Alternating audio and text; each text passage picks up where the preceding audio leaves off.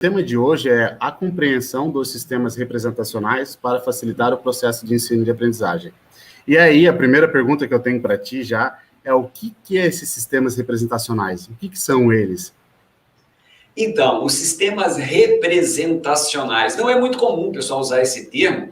Quem quem tem costume de usar muito o termo de sistemas representacionais, são da psicologia e também da PNL, que é a programação neurolinguística, né? Então, os sistemas representacionais, eles são conhecidos da neurociência faz algum tempo. O que são esses sistemas representacionais, né? Que foi a sua pergunta. Sim. Sistemas representacionais são aqueles os quais eu uso como forma de entender o mundo à minha volta, de sentir o mundo à minha volta. Então, por exemplo, eu uso os canais sensoriais para entender. Então, um sistema representacional é o canal sensorial da visão, é através da visão. Então, algumas pessoas, nós usamos todos os sistemas representacionais, nós usamos todos eles. Nós usamos a visão para entender o mundo de forma visual, a audição para entender o mundo de forma auditiva, né?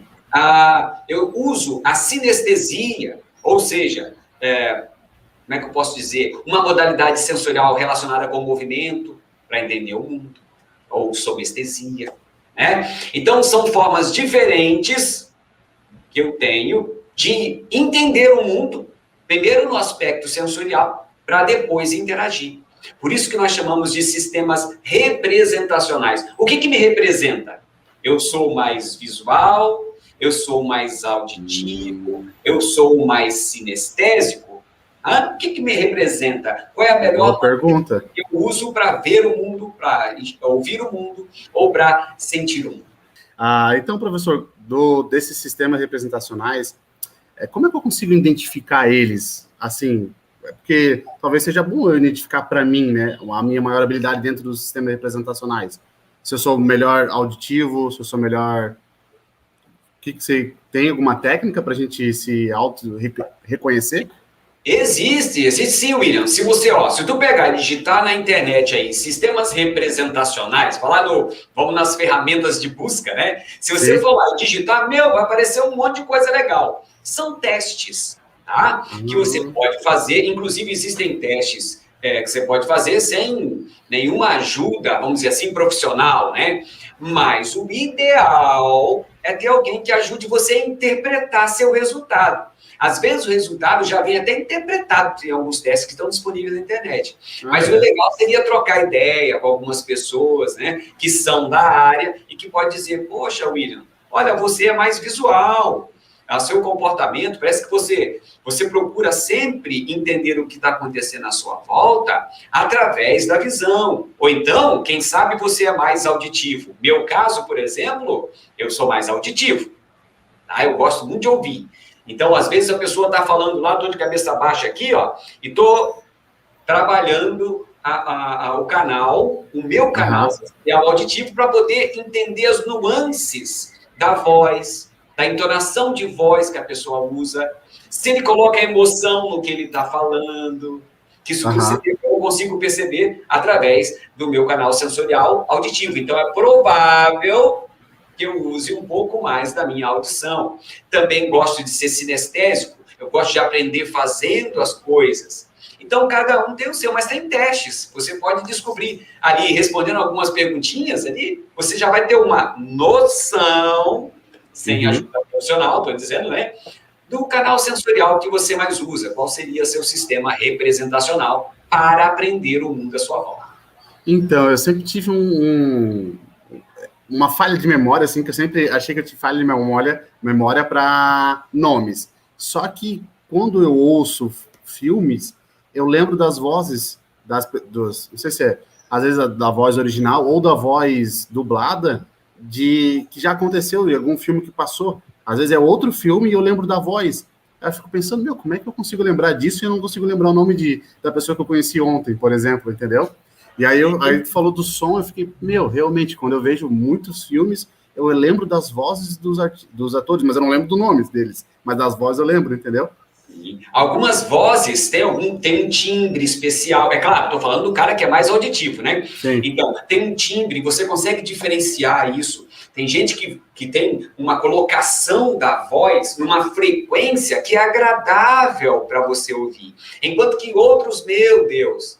Então, voltando ao auditivo, se o cara presta atenção muito no que ele está ouvindo e que ele gosta de entender o mundo pela audição, então o que acontece? Imagina para esse aluno, vou pegar um aluno, que ele está lá dentro de sala de aula e tem um barulhinho de fundo. Esse aluno que é auditivo, tadinho, vai sofrer para poder manter a atenção, para manter o alerta, entendeu? Meu, professor, então eu sou totalmente auditivo. Pode ser. Porque eu vou ler ali na sala, desculpa te interromper, eu vou ler ali na sala, ler o meu livro, e aí como eu estou convivendo com outras pessoas aqui na casa, elas passam, começam a conversar, ou alguém está ouvindo no celular algum barulho alto, eu não consigo mais ler. Eu perco total. Não, só passo o olhinho assim em cima da letra, e aí a ideia vai passando, sabe? E eu não consigo. Eu tenho que estar no meu cantinho, quieto. Só que é engraçado que, às vezes, no trabalho, quando eu estou trabalhando aqui no computador e tal, eu boto um som, uma música e eu consigo trabalhar. Engraçado isso, é uma né? estratégia, isso é uma estratégia que nós comentamos muito aqui, que é colocar uma musiquinha de fundo para aprender e tal. Só que quando você bota uma música de fundo que você conhece, quando você vê, você está cantarolando. Ah, é verdade. Se distrai. Por isso que tem que cuidar quando você botar uma musiquinha de fundo, que você bota lá, sei lá, bota no idioma em árabe, em chinês, que você tem certeza que você gosta do som, da frequência, do som e tal, mas que você não entenda a letra, senão você começa a cantarolar e perde o fio da meada que está estudando, né? Pois é, não, e é engraçado porque a parte da leitura mesmo, aqui eu venho lendo todos os dias, e aí a hora que eu consigo absorver mais a leitura é quando tá no total silêncio, assim, que eu tô fora do hábito das outras pessoas e tô só eu ali. Agora, quando entra alguém, começa a falar, aí bota som, perco todo, professor, meu foco. Então, mas tem pessoas que são visuais. Aí você está falando do aspecto daquelas pessoas que são muito auditivas, no seu caso, eu também gosto de ser, mas tem muita gente que é visual. Tem aquelas pessoas que, por exemplo, chegam dentro de sala, antes de qualquer coisa, ele começa a reparar no ambiente, a distribuição das carteiras, como o professor, vamos pegar o aluno, como o professor faz o desenho do quadro, então ele identifica a forma do objeto, ele identifica as características de distribuição dos objetos, entende? Ele é muito visual, ele identifica cores. Então, por exemplo, esse é o tipo de aluno que, se o professor coloca, por exemplo, um título em vermelho e o subtítulo em azul e escreve em preto, nossa senhora, isso tem um efeito maravilhoso para aquele cérebro visual. Aquilo destaca visualmente e organiza melhor a forma do cara visual aprender, do aluno visual aprender. Sim, só que as pessoas que, por exemplo, têm aquela visão, sabe quando a pessoa consegue enxergar um ambiente antes que ele exista? Sabe, não sou uma delas, sabe? O cara entra aqui e começa a ver a disposição das coisas, só que, cara, como é que o cara distribui os objetos sem saber?